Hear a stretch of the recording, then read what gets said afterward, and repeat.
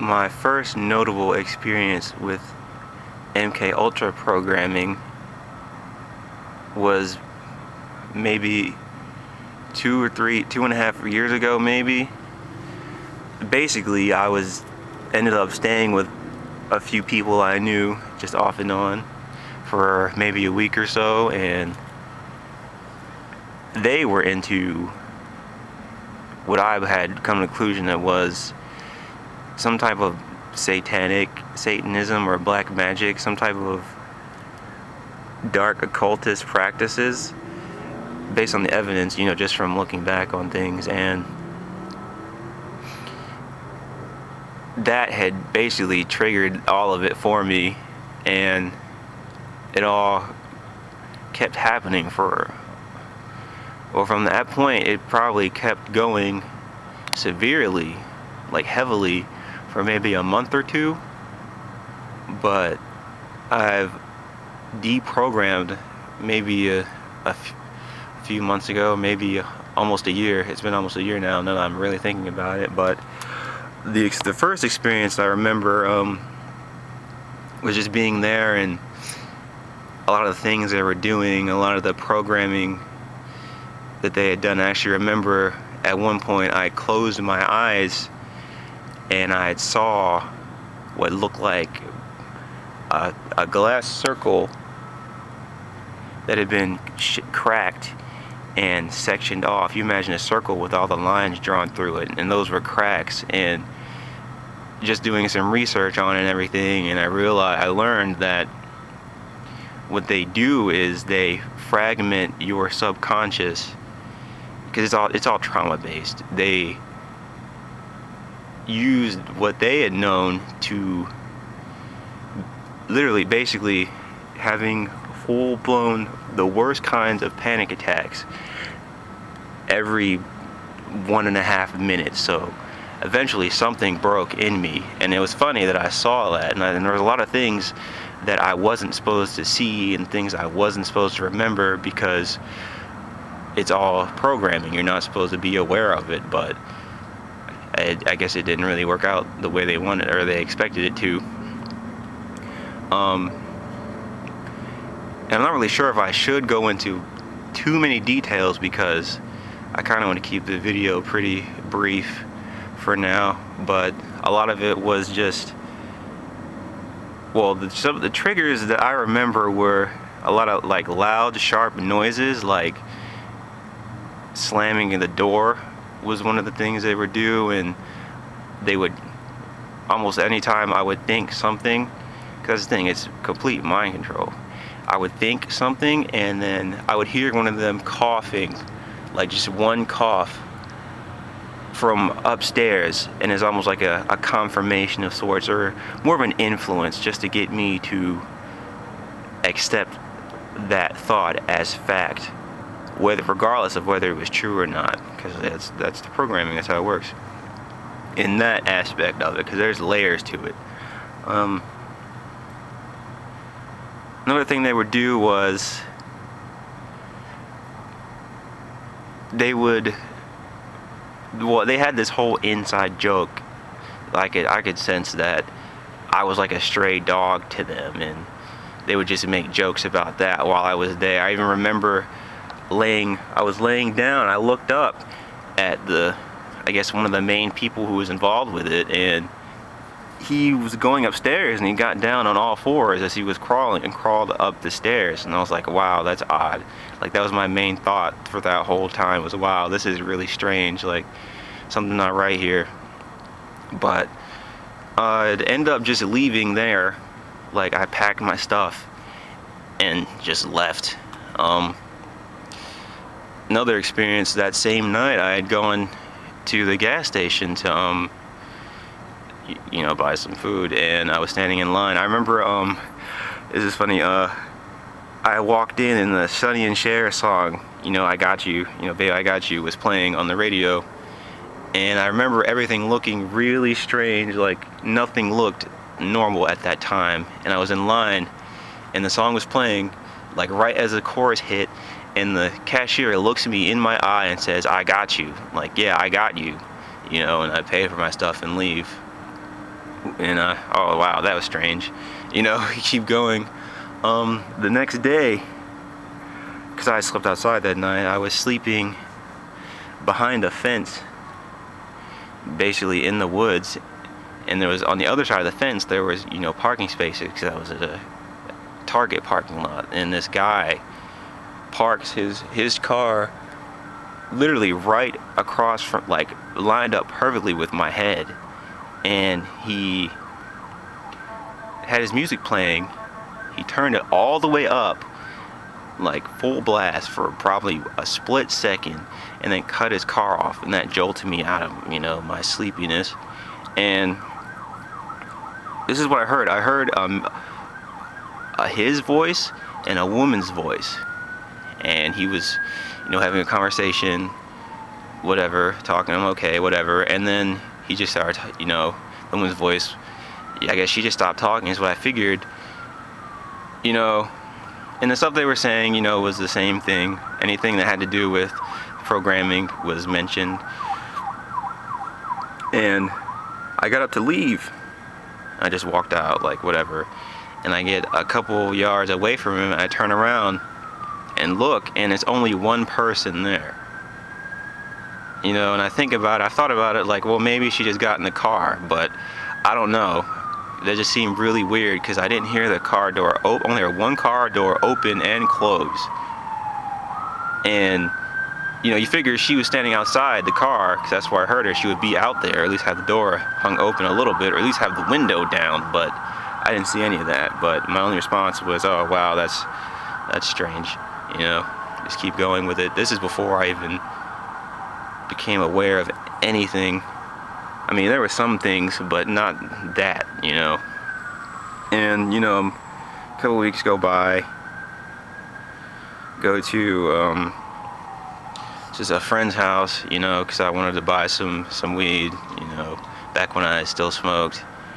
And it was the same thing, you know. They were playing Mario Party, and the same, you know, I kept looking over, the guy would like scratch his arm, and that got my attention, and it triggered the programming. I was put in that state to be programmed, and they did what they were doing. And a lot of the times the number 30 would come up, and I've always wondered that. It's funny because, wow, it's just so funny. You step on the Bowser space in Super Mario, and you lose 30 coins. And it's funny, I had recently learned that the average time that MK Ultra programming lasts is 30 years. And that's, you know, usually without maintenance. You know, that was the word they used. So I guess that explained why that number came up at least once a day from somebody, you know. And the funny thing with that is, I left their house. I was walking home. I went the wrong way because I was in the complete, like, trance and frantic at the same time. And I remember this random guy I'd never seen before in my life. He looks at me and says, "Hey, does that look like a snake down there?" And I looked down, and it looked like a snake, but I just glanced at it, but it turned out to be, I guess, a hair extension that somebody dropped or something. And I looked again, I was like, oh no, it's not. And he said, oh, it looks like someone lost their shit. And I just kept walking, and I was like, oh, that's odd, you know.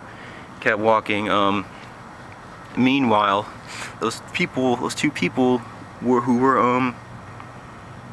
I guess the facilitators of this programming, I could hear their voices in my head just going nuts, you know. And I even remember trancing out completely and running into a thorn bush, and the thorn, it cut me pretty bad, actually. I remember it because it was a lot of blood from a small cut, and I'm like, okay, whatever. I look away and I look back, and the cut is gone. Like, wow, that makes zero sense. And I remember walking, you know, a little bit longer and looking up in the sky, and there was this massive cloud in the shape of a hand, and it's what appeared to be its middle finger was extended, and I was like, wow, I guess that's from God or something to me today. And then I get back to the place I was staying at, still in a trance, still, basically being assaulted, through the airwaves. I guess that's the best way I could put it, just to be brief. And I look down at my forearm, and there's a heart on my forearm, and like in my scar tissue, a distinct heart, And I was like, wow, what is this? Like, what is happening right now? And I was like, oh, I guess that's like the mark of the beast or something, because this is what this is, right? That's what this is.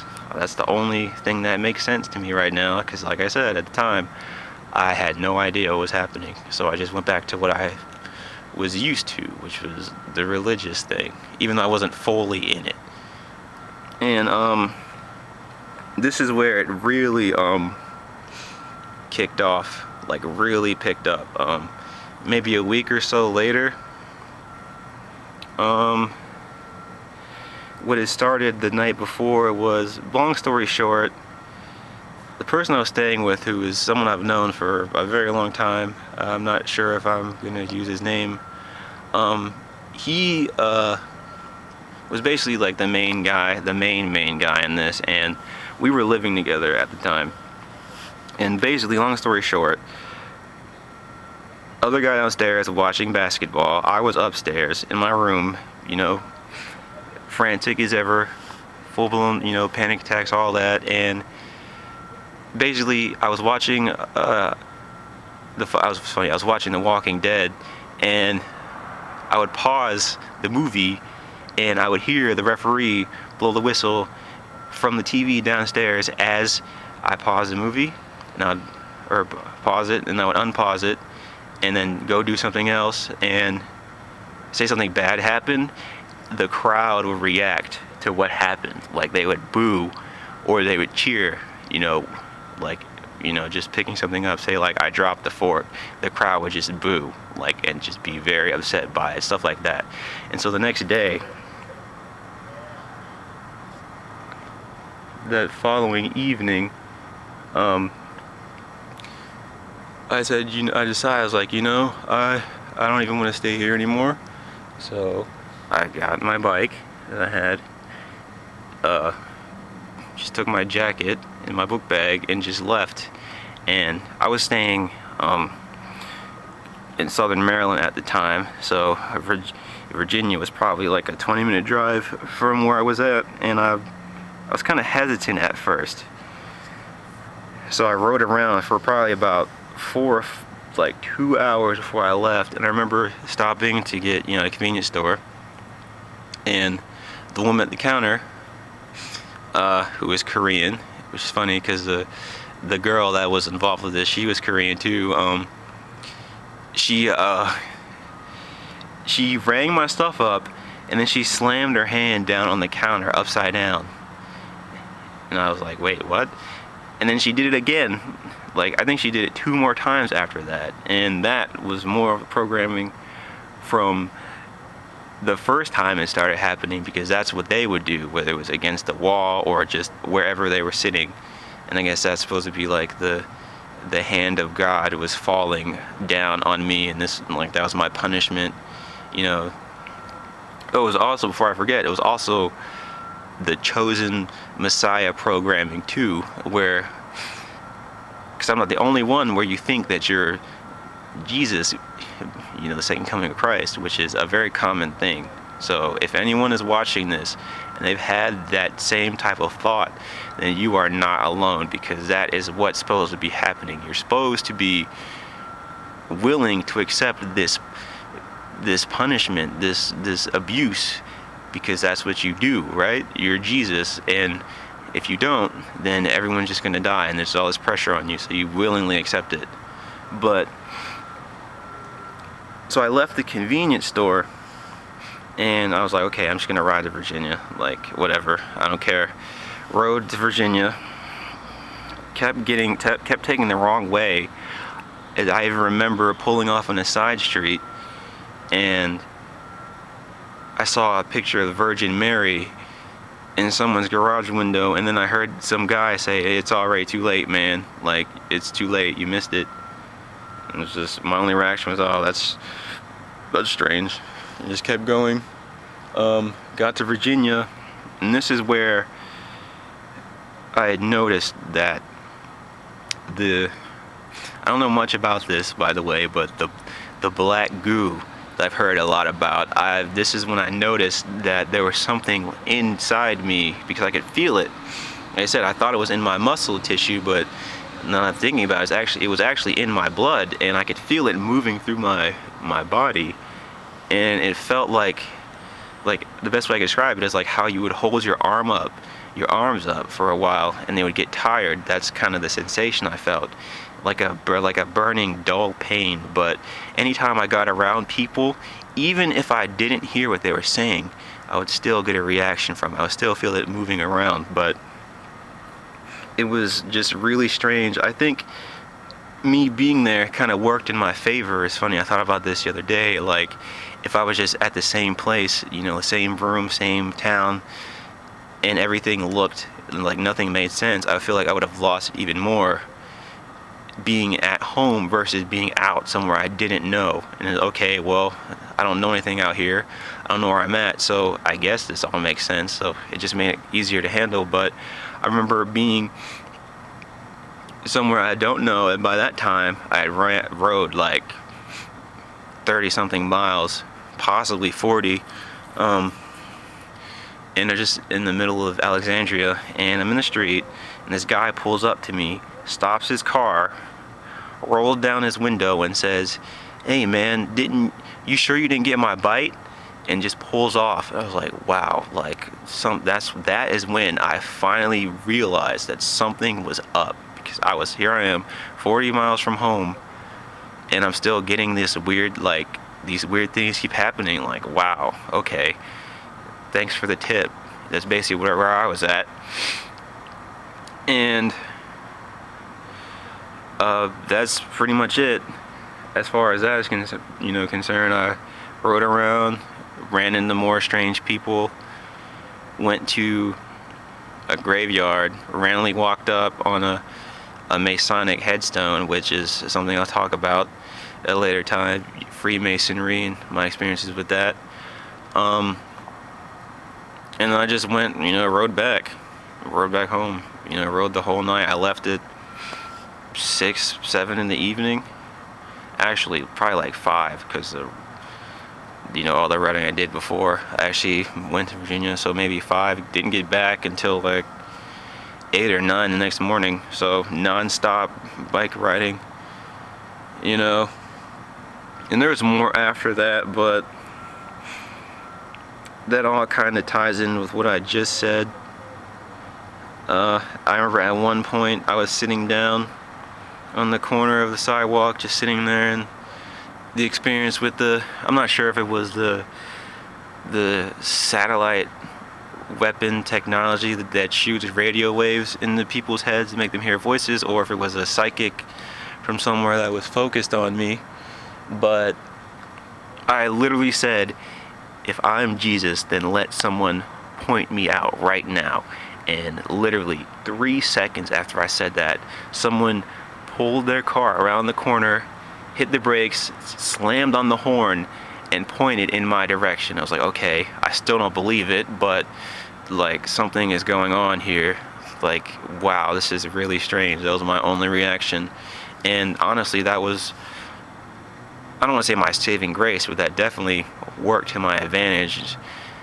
Just continuing to accept that I didn't know what was happening instead of trying to grasp at anything, because when you're frantic like that, the first answer you find, you're usually going to cling to, whether it's a lie or not. And that's how it works. And I guess the whole thing with trauma is trauma-based programming is that trauma sticks. So trauma always leaves an impression on you, because it's either fear or pain. And it doesn't really have to be something really violent or terrifying, but if it's not a good experience and it leaves an impression on you, then it's trauma. And I honestly feel like mine was more of a milder version of it. It wasn't really an extreme version of the MK Ultra programming, because there are people who've gone through a lot, I don't want to say worse, but they were way different than my experience. But and that's pretty much it. The rest was just other things that I've worked through. I don't know. I just kind of started figuring things out more, and the best way, as a word of advice, the best way to deprogram is just to get informed and just strive to understand the truth, because once you understand the truth, then you won't believe any lies. Whether you fully understand it's a lie or not, you'll be able to see it or not see the truth in certain things compared to the truth that you already understand, if that makes any sense. Basically what I'm trying to say is just find the truth and the rest won't matter, because that's all there is. That's all there ever will be, is the truth. There's truth in the people trying to hide you from the truth, because of what the truth can do. And yeah, that's pretty much it.